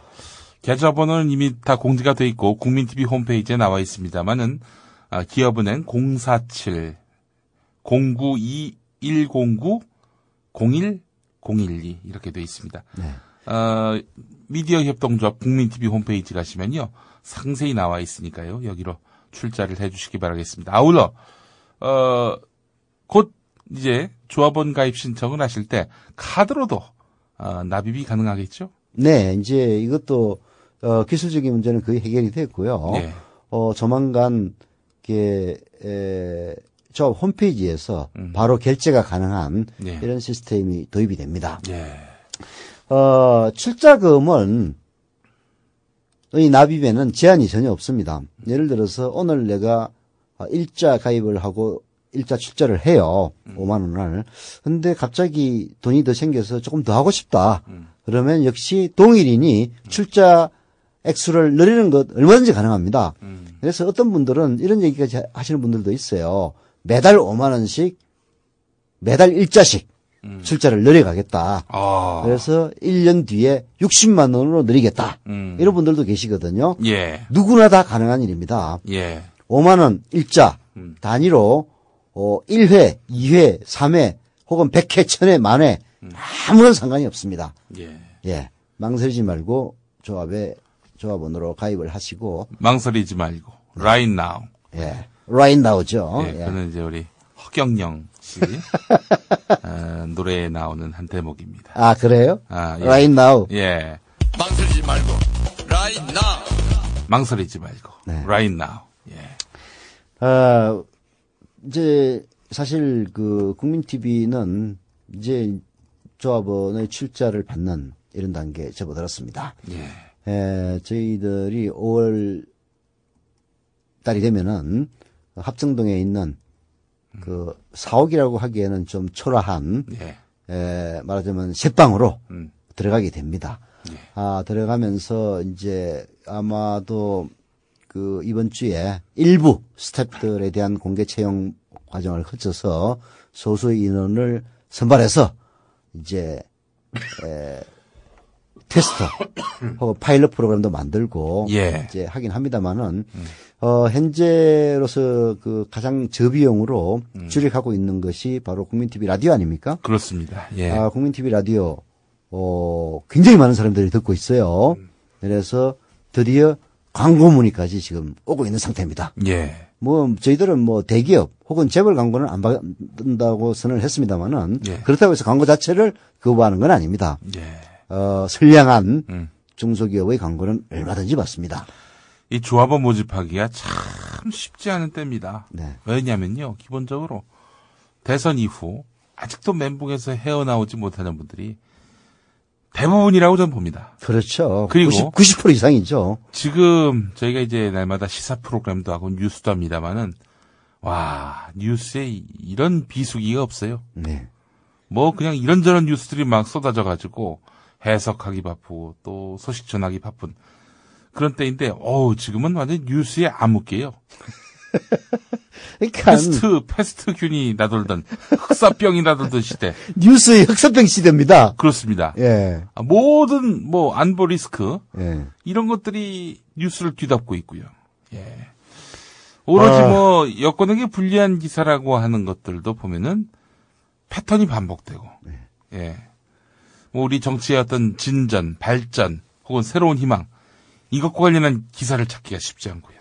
그게 뭐 지금 남북 간의 이런 강경한 대치 혹은 한반도의 긴장 이런 것들이 뭐 북한 전문가들은 김정은 체제를 공고화하기 위해서 김정은 북한 쪽이 일부러 조성하고 있다 이렇게 해석을 합니다만은 제가 보기에는요 박근혜 정권이 의도를 했건 의도를 하지 않았건 그 말하자면은 혜택을 박근혜 정권도 잊고 있어요.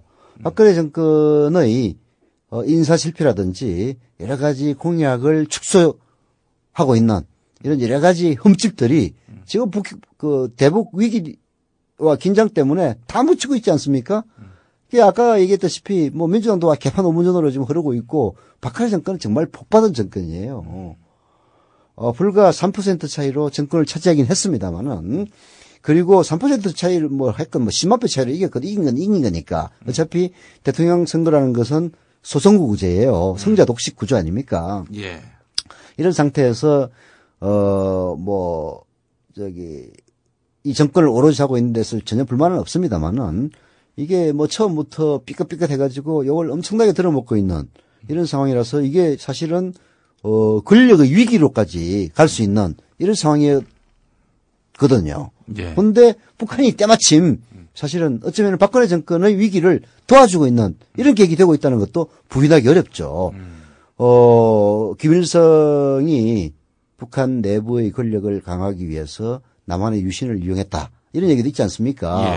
그래서 김일성과 박정희는 어찌 보면은 공존 공생의 관계였다. 적대적 공생 관계. 예, 이런 평가마저 지금 나오고 있는데요. 지금 김정은 체제와 박근혜 정권 역시 이런 측면에서는 공생관계라고 해도 참 부인하기 어려운 그런 측면이 있죠. 자, 참 이런 뉴스의 비수기 또 멘붕기 임에도 불구하고 새로운 희망을 만들기 위해 7,000명의 조합원들이 뜻을 모았습니다. 딴지가 아니죠. 우리 국민TV 라디오가 시작을 하고 한 1,000여 명의 조합원들이 일주일 새 모였습니다. 더 많은 조합원들이 모여야 될 텐데, 한 10,000명은 빨리 넘어야 될 텐데, 저희가 또 특단의 10,000명 넘기기 프로젝트를 또 가동할 예정입니다. 네. 기대 많이 해주시고요. 저희 방송 많이 애청해주시고 또 많이 권해주시기 바랍니다. 일단 방송센터 입주하면은, 네. 그때는 좀 방송 시간을 늘리고, 네. 보다 더 재미있는 편성으로 해서 여러분들 귀를 즐겁게 해드릴 계획을 세워놓고 있습니다. 지금 여기 벙커원에서 저희가 부득이하게 방송을 시작했는데, 이게 방송이, 벙커원이 시설이 좋아요. 하지만 이게 생방송하기 위한 목적이 아니라 녹음하기 위한 목적으로 만들어 놔가지고, 당장 이 CDP가 이게 가동이 안 돼.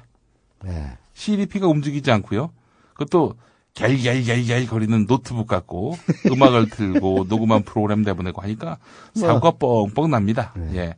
그럼에도 불구하고 이런 최악의 조건 속에서도 여러분과 만나고 있습니다. 한 10만 가까운 분들이 수시로 이렇게 접속 장애 상태를 일으키면서 폭주하는 바람에 저희가 하여튼 근근히 여러분의 성원 힘입어서 달려오고 있는데 동시 접속이 10만 명이라면요. 네. 사실 청취 인구는 그보다 10배는 된다고 봐야 됩니다. 네.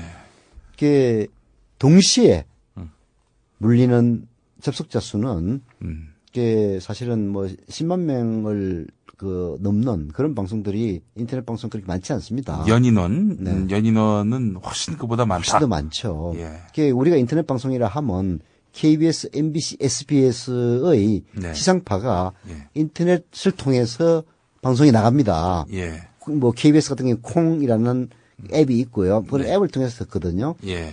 그런 앱을 통해서 전파되는 방송의 트래픽과 지금 국민TV 라디오의 트래픽하고 큰 차이 없습니다. 네. 인터넷 방송 전문가한테 물어보니까 말이죠. 네. 동시 접속자가 40만을 넘은 경우가 있었는가? 없었다고 합니다. 네. 딱 한 번 있었는데, 디도스 공격. 예. 그건 말고는, 디도스라고 하는 것이 사람이 접속한 게 아니라, 기계가 하는 거죠. 기계가 알아서 하는 거죠. 네. 그런 경우 말고 사람이 동시에 접속해서 이렇게 방송 듣는 경우는 없다고 하는데, 하여간 국민TV 라디오는 인터넷 방송계에 이미 지존으로 자리를 했고, 우리 또 벌써 나비 효과가, 이 아이폰, 아이패드 집계가 되는 아이튠즈 팟캐스트 순위에서는 이미 수일 전부터 1위를 독식하고 있고요. 그리고 팟빵닷컴도 1위를 차지하기도 했습니다. 네. 예. 사실 지금 저희들이 일손이 모자라가지고 국민TV 라디오의 여러 프로그램들, 정은현의 타임라인, 네. 서영석의 라디오 비평, 그리고 윤덕원의 브로콜리 너마저 덕원의 덕원의 그리고 보편적인 노래, 네. 덕원의 보편적인 노래, 이런 프로그램들, 그리고 정치 토크 이런 프로그램들도 지금 업로드가 안 돼가지고 순위에 못 들어가고 있지. 업로드 되는 순간 제가 보기에는 아마도 10위권을 석권하지 않을까 저는 그렇게 생각을 합니다. 예. 아이고, 사람이 없어요. 정말 사람도 없고 하여튼 모든 것이 악조건임에도 불구하고 여러분의 성원 하나 믿고 갑니다. 여러분의 성원이라는 게 뭡니까? 다른 게 아니죠. 새로운 언론, 또 새로운 시대에 대한 희망, 이 희망인데요. 이 희망의 자산을 저희가 부끄럽지 않게 정말 멋지고 그리고 유용하게 활용하도록 하겠습니다. 그래서 공정 언론에 대한 희망을 열매로서 여러분들께 돌려드리도록 약속하겠습니다. 그러니까 조합원 가입해 주세요. 방법은 국민.tv에 접속하시는 거예요. 지금 국민.tv에 들어오셔서 좌측 상단에 조합원 가입하기, 여기에 가입을 해 주시기 바라겠습니다. 그래서 빨리 10,000명 찍고 20,000명 찍고 50,000명 찍고 100,000명 찍고 그렇게 해서 여러분들께 아주 좋은 방송으로 찾아뵀으면 하는 그런 바람을 갖습니다. 예. 진주의료원을 둘러싼 여권 내 갈등은 2년 전 상황과 닮았습니다. 오세훈 서울시장은 당과 상의 없이 무상급식 주민투표를 결정했고 결국 오 시장의 잦은 사퇴로 한나라당은 서울시장 자리를 야권에 내줬습니다. 당시 당대표였던 홍준표 경남지사는 오 시장이 자신의 명예만 중요시한다며 맹비난했습니다. 당보다도 개인의 명예가 더 중요하다는 것, 그것은 당인의 자세가 아니고 조직인의 자세가 아닙니다.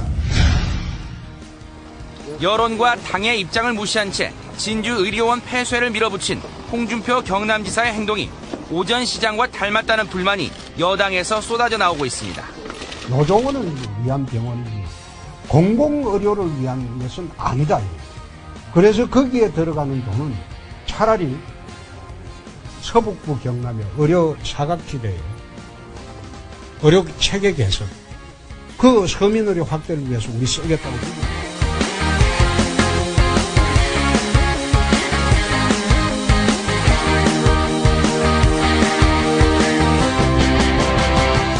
네, 진주의료원 사태가 일단 그 대화 국면으로 접어들고 있습니다. 네. 제가 말씀드렸죠. 안상수는요, 네. 보온상수. 네. 눈치 안 봅니다. 자기 일단 마음 먹으면 밀어붙여버려요. 그러나, 네, 홍준표 경남지사 지금 뭐 그냥 아각대고 혼자서 그냥 북치고 장구치고 하고 있는 것 같지만, 네. 최종적으로 결심을 못하고 있습니다. 네. 그냥 으름장만 놓고 있는 거예요. 그러니까 제가 현장에 계신 분들에게 다시 한번 당부하지만 끝까지 맞서 싸우시면은 결국에는 정치인은 백기를 들 수밖에 없어요. 국민을 이기려 하는 사람은 이미 정치인으로서 DNA가 없는 거예요. 이명박이가 그랬잖아요. 이명박 같은 경우가 뭐라고 떠들건 간에 내 진도 그냥 나간다. 네. 이런 거 아니었습니까? 그렇죠. 예. 자기 진도만 나가는 그런 강단을 갖고 있으면은 그나마 다행이죠. 네. 진도 나가면서 자기 챙길 건 다 챙기고. 예. 이러니까 문제인 거죠. 그건 고수지, 고수. 예. 고수를 대통령으로 모셨었습니다. 예. 자, 일단 홍준표 지사가 뻣뻣하게 진주의료원 휴업 조치를 내렸고, 이게 휴업이 결국 폐쇄를 위한 전단이 아닙니까? 네. 막 여론이 급격하게 악화되니까, 개입할 수 없다던 정부, 그러니까 보건복지부죠. 네. 청와대가 결국 개입을 했습니다. 이러지 말라고. 그러자 홍준표 대표가 홍준표 지사죠. 그렇죠. 홍준표 지사가 중앙정부가 개입하지 말라 이러곤 있습니다만은 어쨌든 국가가 지금 관여를 하고 있는 상황이고 대통령도 지켜보고 있는 이런 사안인데. 아니 제일 웃기는 게 진영 보건복지부 장관인가요? 예. 그다음에 중앙당에서 뭐라고 하니까 홍준표 지사가 뭐랬는지 압니까? 뭐라고? 중앙정부에서 500억 원만 주시오. 그럼 바로 그냥 해결합니다. 이게 결국은 사실 진주의료원 사태는 여러 가지 행정적 실수도 있습니다. 말하자면은 막대한 돈을 투자해가지고 예. 사람들의 접근성이 떨어지는 곳에 새로운 의료원을 지었어요. 네. 이게 투자된 돈은 있는데 네. 접근성은 떨어지는. 그러니까 손님은 줄어들 것 아닙니까? 왜 그렇게 했을까요? 글쎄, 그 이유가 궁금해요. 도심에다가 지으면은 비용이 많이 드니까 불필요하게 부동산 비용이 발생하니까. 네. 그래서 그리고 어차피 의료 비용이 싸니까 좀 멀리 떨어지더라도 사람들 많이 올 것 아니냐 그런 생각도 했을 수도 있겠죠. 예. 결국은 그런 데서 오는 말하자면은 적자. 이거를 갖다가 말하자면 복지적인 관점에서 의료를 보는 사람들에게는 이제 건강한 적자라고 얘기를 합니다. 네. 이제 이게 홍준표 눈에는 마음에 안 들었을 수도 있고요. 네. 또 무엇보다도 어쩌면은 홍준표 지사 저도 개인적으로는 그렇게 잘 알지는 못합니다만은 그 사람의 그 멘탈이라든지 이런 거는 좀 제가 연구한 바가 있어서 말씀을 드린다면은 예. 아마도 노조와 진주의료원 노조와 홍준표 지사와의 어쩌면은 감정의 대립이 있었을 수도 있습니다. 네. 그래서 홍준표 지사가 이 자식들 맛 좀 보여줘야 돼. 이런 생각을 했을 수도 있어요. 네. 물론 진주의료원 노조가 홍준표 지사를 특별히 모욕하거나 무시해서 그러지는 않았겠죠. 예. 근데 이제 과거의 관례에 비추어서 대응을 했겠습니다만은 홍준표 지사도 의외로 그 근위주의적인 면이 있습니다. 예. 뭐 이런 여러 가지가 복합되지 않았나 싶어요. 네. 이게 이제 그러나 이런 자신의 감정 혹은 일종의 그 신자유주의적인 관점이기도 한데 서민 건강을 위한 공공의료기관을 말하자면 수익의 관점에서만 볼 수 없는 건데 예. 그런 관점에서만 보려고 하는 심지어는 강성노조 운운하는 이런 식의 태도는 결국 홍준표 지사로서 또 올바른 자세는 아니고 예. 비난을 받을 수 있기 때문에 결국은 아까 우리 김용민 교수 얘기했던 대로 말씀하셨던 대로 극한의 순간에서 극적인 태도 변화를 보이는 어쩌면은 북한식의 북한도 지금 그런 거 아닙니까? 네. 만약에 지금 완전 긴장이 최고조로 되어 있는 상태에서 우선 찌라시에서는 뭐 서로 뭐 타협한다고 했다면서요. 예. 그런 것처럼 그런 식의 반전을 뭐 꾀할 수도 있을 가능성은 매우 높죠. 자, 근데 흥미로운 기사가 있습니다. 네. 오세훈은 홍준표의 미래인가? 그 오세훈이 그 무상급식 예. 주민투표 그걸 걸었잖아요. 예. 사실은 이제 자기 자리를 걸었단 말이죠. 네. 그 당시 한나라당 같은 경우에 네. 당내 일각의 반대 여론에도 불구하고 망국적인 포퓰리즘 반대를 내세우면서 보수의 전사로 딱 나섰단 말이죠. 뭐 당시 유승민, 남경필 최고위원들이 이제 반대 의사를 피력했고 당대표 역시 그러했는데 자, 그래서 이제 어쨌든 무상급식 주민투표는 33.3%의 투표율을 넘지 못했기 때문에 투표는 했지만 투표함을 까지 못한 채 결국에는 무산되고 말았습니다. 그래서 이제 오세훈 시장 같은 경우 투표율 무산도 일종의 자기에 대한 심판이기 때문에 시장직을 그만두겠다 이렇게 발표를 했습니다. 근데 그건 당과 상의를 안 했던 거예요. 그래가지고 당시 당대표가 아주 극렬하게 대노를 했죠. 그래서 이제 오세훈 시장이 그 당대표 집을 찾아가가지고 막 그 당대표 화가 나가지고 나가라고 막 거의 욕설까지 퍼부면서 욕설까지 했다면서요. 예, 내쫓았습니다. 자, 어쨌든 뭐 한나라당 같은 경우에는 결국 이로 인해서 결국에는 10월 26일 재보선에서 박원순에게 시장직을 내어주게 되고 이것 때문에 당대표는 또 한 달 있다가 물러나게 됐어요. 네. 예, 이런 여러 가지 저간의 상황을 보면서 오세훈 시장의 현실이 결국 홍준표 현 경남도지사의 미래가 아니겠는가라고 보는 시각이 있는데 아이러니하게도 그 당시 오세훈에게 욕설을 날리면서 강력하게 반발했던 당대표가 바로 홍준표 지사였다는 거죠.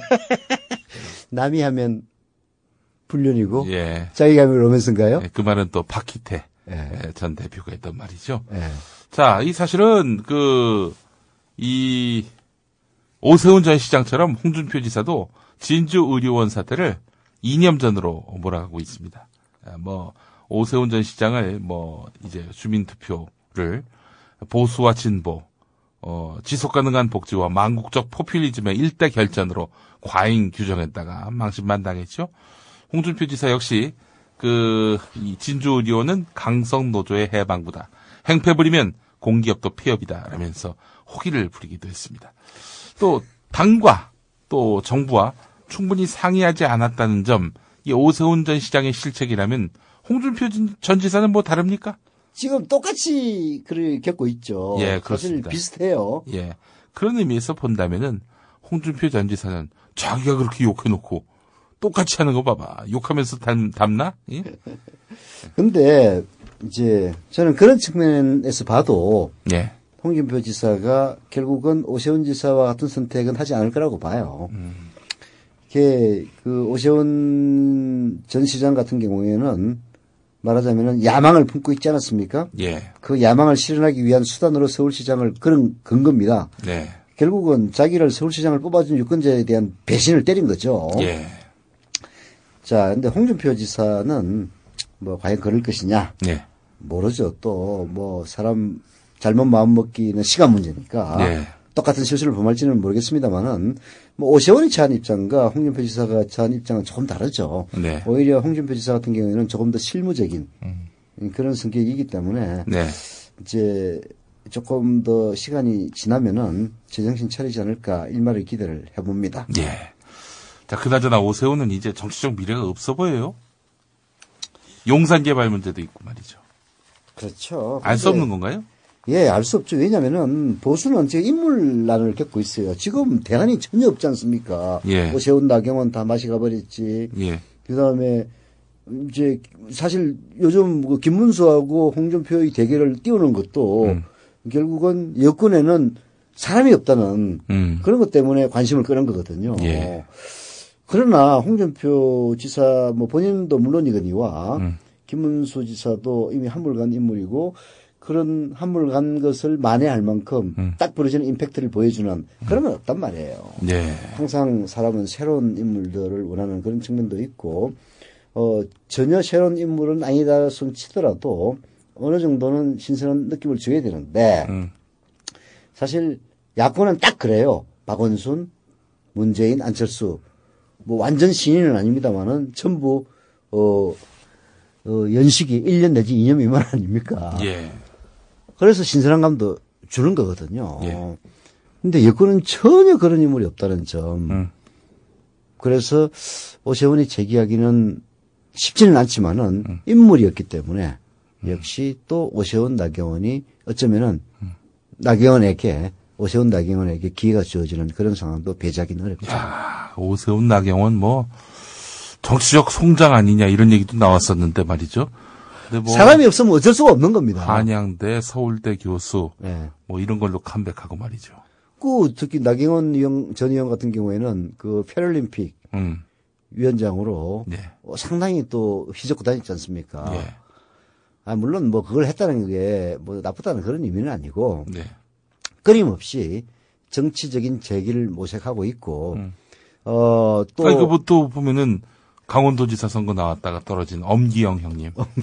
이분은 또 저기 경기도 문화재단 거기 대표로 있단 말이죠. 예, 그거야 이제 뭐 큰 꿈을 꾸기에는 조금 이제 역부족인 상황인데. 아니 어쨌든 그래도 보수는 자꾸 자리를 줘요. 자리를 주죠. 그리고 무엇보다도 보수 언론들이 끊임없이 재기를 위한 그 무언가를 제공할 수 있는 능력을 갖고 있습니다. 예전에는 지면을 통해서였는데 요즘은 종편에 자주 출연시켜가지고 회복을 시켜주려고 한단 말이죠. 그렇죠. 명예 회복을. 그게 말하자면 이른바 우리나라 극우 보수들의 보상 시스템이라고 합니다. 네. 자기들에게 충성하면은 어떤 방식으로든지 보상을 해주는 거죠. 네. 진보는 이런 보상이 없죠. 예. 오히려 그냥 밟고 지금 심지어 문재인 보고 정계 은퇴하라고 지금 하는 사람도 있지 않습니까? 예.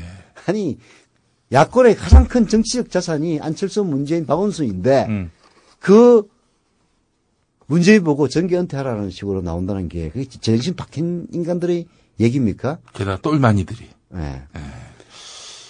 요즘에 제가 연락을 많이 받습니다. 종편으로부터. 그 출연하셔야죠. 예. 종편에 나와달라. 예. 저는 이제는 민주당도 종편에 나가도 된다라고 했던 그런 걸 얘기하는 건 아니고요. 네. 언론이라는 게 그렇습니다. 우리가 참 그때 종편을 허가해서는 안 된다고 극력 반대도 했고, 그 법 자체가 통과된 것도 그 정당성을 잃고는 있습니다만은, 결국은 현실은 그런 종편이 지금 종횡무진으로 나름대로 보수 세력을 위해서는 활약을 하고 있는 그런 상황입니다. 그러려면은 이게 필요악이긴 하지만은 우리가 외면해서 얻을 수 있는 것과 직접 참여해서 얻을 수 있는 것을 면밀하게 따져봐야 되는데 저는 이제 종편이 망할 테니까 아예 나가지 말아야 된다 이런 주장보다는 우리가 나가서 적극적으로 망하게 해야 된다. 출연료를 한 푼이라도 더. 한 푼이라도 떼서 그 농담이고요. 근데 외면하기에는 이미 때가 늦었다. 이런 생각이 요즘 많이 들어요. 저기 보수가 종편을 무려 4개나 가질 때 진보는 뭐 했어 도대체? 어떤 일설에 따르면은 한겨레의 그 뉴스 채널이라도 좀 하라고 했는데 그게 역부족이다 해가지고 스스로 고사했다 이런 얘기도 있지 않습니까? 국민 TV 얘기 나올 때 무슨 말도 안 되는 플랫폼이 안 된다느니 뭘 해도 안 된다느니 아니 그런 얘기를 왜 해 도대체? 아니 어떻게든 일말의 가능성이 있으면은 실현시켜가지고 공정 언론의 토대를 만들어야지. 나 이런 사람들 보면 참 답답해서 죽겠어요. 우리는 그런 내외의 이게 보수만 반대하는 게 아니에요. 예. 진보 내부의 패배주의. 네. 우리가 뭘 할 수 있겠어? 라는 식의 패배주의도 우리의 섣부른 행동하지 마. 네, 뭐 이렇게. 그런 분명한 적입니다. 네. 뭐 심지어 또 이런 말도 안 되는 논리를 펼치는 사람들도 있더라고요. 네. 말하자면은 방송을 할 수 있는 것은 딱 한 번 우리에게 주어진 찬스 카드인데 국민 TV 니들이 써가지고 실패하면 어떡할 거야?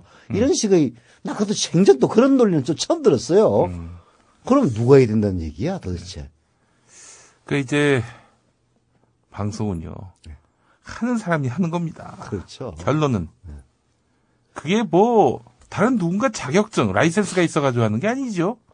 꽤 무수한 시도 우리가 꼭 성공한다고 해서 성공이 보장된 상태에서 뭔가를 시도하지는 않습니다. 모든 것들이 다 갖춰진 상황에서 해야 된다? 그런 상황이 만들어지겠어요? 그러니까 만들어야지. 말도 안 되는 얘기죠. 이게 미래가 불투명하고 혹은 실행 가능성이 다소 낮다손 치더라도 우리가 우리 스스로의 능력을 스스로 확신하면서 사람들 끌고 나가면은 되는 겁니다. 예. 아니 그렇게 해서 안 되는 것도 되게 만들어야 될 판에 될 것도 지금 안 된다고 목소리를 높이는 사람들 보면은 저 사람들의 출신이 진보를 가장한 보수 세력이 파견한 간첩이 아니냐 또 이런 생각이 있어. 들어요. 야, 날 빼고 니들이 할 수 있겠느냐. 나를 넣어줘라. 나를 넣지 않는 이상은 너희들은 그건 사기다. 이런 논리도 있어 보면은. 아니 그런 사람 있으면 들어오시라고. 그래서 협동조합을 만든 거 아니야. 그렇죠. 협동조합의 주인이 어딨어. 그러니까 주도 세력이 어딨어. 모든 국민이 조합원이 다 주인이지. 이렇게 생각들이 짧아요 인간들이. 보면은 협동조합은 제가 봤을 때 이른바 진보 진영에게 거의 뭐 하늘의 은혜다. 전 이렇게 생각을 합니다. 네. 이 진보 진영에서 할 수 있는 대규모 소셜 펀딩이라든지 또 명분만 맞으면은 순식간에 참여자들이 폭주해서 뭔가 이기성사되는 이런 구조. 이런 가운데서 왜 언론을 못 만듭니까? 왜 TV 뉴스를 못 만듭니까? 이게 사실 무시무시한 거예요. 지금 현재 우리가 한 7,000명 정도, 7,000명 가까운 조합원이 가입을 하지 않았습니까? 예. 좌수로는 한 4만 여자 됩니다. 예. 그래서 한 20억 정도가 되는데요. 예를 들어서 10,000명 조합원이 모였다고 칩시다. 10,000명이 어느 날 일제히 자, 우리 5만 원씩 추가로 너 출자하자 하면은 순식간에 5억 원이 모이는 겁니다. 예. 이게 협동조합의 무서운 점이 바로 거기 있는 거예요. 우리가 사실 예를 들어서 우리가 지금 보면은 조합원 1인당 평균 4 내지 5자 정도 출자를 합니다. 예. 근데 이게 예를 들어서 5자를 출자했다손 치더라도 25만 원에 불과해요. 예. 25만 원 작다면 작은 돈이고 작은 돈이지만 의미는 있는 돈이라면 의미 있는 돈이긴 합니다. 네. 근데 조합을 키우고 공정 언론을 바라는 사람들은요. 25만 원 플러스 25만 원 얼마든지 할 수 있는 능력이 있는 사람들입니다. 예. 그래서 조합이 사실 무서운 거거든요. 네. 지금 당장은 뭐 그 출자자 수가 7,000명에 한 4만 자 정도밖에 안 되지만은 7,000명이 어느 날 갑자기 야 우리 도저히 안 되겠다. 더블로 늘리자 네. 하면은 조합원 수 전혀 안 늘리고도 4만 자가 8만 자 될 수 있는 거예요. 자, 7,000명일 때 그러한데 예를 10만 명이 됐다고 칩시다. 10만 명이 우리 5만 원씩만 더 냅시다 하면은 앉은 자리에서 50억 원이라는 자금이 더 생기는 겁니다. 그래서 사실은 협동조합의 가능성은 바로 거기에 있는 거예요. 여러 명이 모였다는 거. 그 모인 사람들이 다 주인의식을 갖고 있다는 거. 그리고 언제든지 추가 출자가 가능하다는 거. 이런 것들이 강한 힘이 되어주기 때문에 저희들은 지금 국민TV 라디오라고 하는 작은 것부터 출발을 합니다만은 이미 국민TV 라디오도 인터넷 라디오, 지상파에 사는 라디오를 제외한 다른 인터넷 라디오는 사실 거의 별 볼일 없었거든요. 거의 돌풍을 일으키는 거 아닙니까? 여러분들이 자신감을 가지고 밀어주시고 조합을 가입하시고 자기만 가입하는 게 아니라 주변에 있는 사람들 독려하고 주변에 있는 사람들에게 팟빵 앱을 다운로드 받게 독려를 해서 사람을 늘린다면은 새로운 공정 언론이 뿌리를 내리고 자리를 잡아서 여러분들이 진짜 요즘 들 뉴스 없어 라는 환경을 타파하는데 네. 그렇게 멀리 있는 것이 아니다. 이런 점을 말씀드립니다. 예. 자, 서영석 김용민의 정치 토크 오늘 순서를 이제 마무리하게 될 텐데요.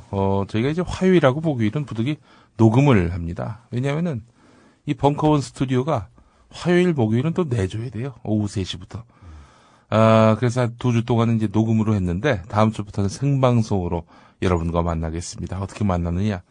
벙커원은 비워줘야 하는데 저희가 3시부터는 서울 마포구 서교동에 있는 팟빵 스튜디오에서 화요일, 목요일 오후 3시면은 스튜디오 체인지를 해가지고 그때 저희가 서교동으로 가서 홍대 앞으로 가서 방송을 합니다.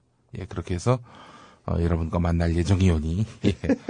아이고 이게 참 자체 센터가 없으니까 예, 이게 참 이렇게 떠돌이 신세를 면치 못합니다. 예. 아이, 사실 우리가 떠돌이 되는 거야, 견딜 수가 있는 건데, 예. 이렇게 이제 녹음을 하고 하다 보면 현장 감각도 떨어지고 해가지고. 네. 이게 지금 방송 나가기 바로 전날 밤, 지금 11시 39분입니다. 아, 힘들어요. 힘도 진짜. 들고. 아침에 이걸 다 가지고 다시 다 편집을 해가지고. 또 해야 되고. 예. 여하튼, 생방송이 제일 낫죠. 예. 또 무엇보다도 이것도 사실 또 손을 봐가지고 또 팟캐스트 올리고 해야 되는데, 이런 건 손도 못 대고 있는 상황입니다. 네. 청취자 여러분들 좀 이해를 해 주시고요. 예. 어차피 4월 한 달은 시험 방송이니까. 네. 다소 실수가 있고, 다소 한 2% 부족하더라도, 사랑과 애정으로 지금은 채찍보다는 격려를 해줄 때다. 예. 이렇게 이해를 해 주셨으면 합니다. 격려의 표시는 바로 조합원 가입입니다. KUKMIN.TV 국민TV 홈페이지 오셔가지고 좌측 상단에 조합원 가입 클릭하셔서 많이 참여해 주시기 바라겠습니다. 저희 7,000명입니다. 빨리 10,000명으로 달려가야 됩니다. 많은 참여 바라겠습니다. 서영석 이사님 수고하셨습니다. 네, 또 다음 주 월요일 날 뵙죠. 화요일입니다. 다음 주 화요일 날. 예, 생방송으로 만나겠습니다. 전 김용민이었습니다.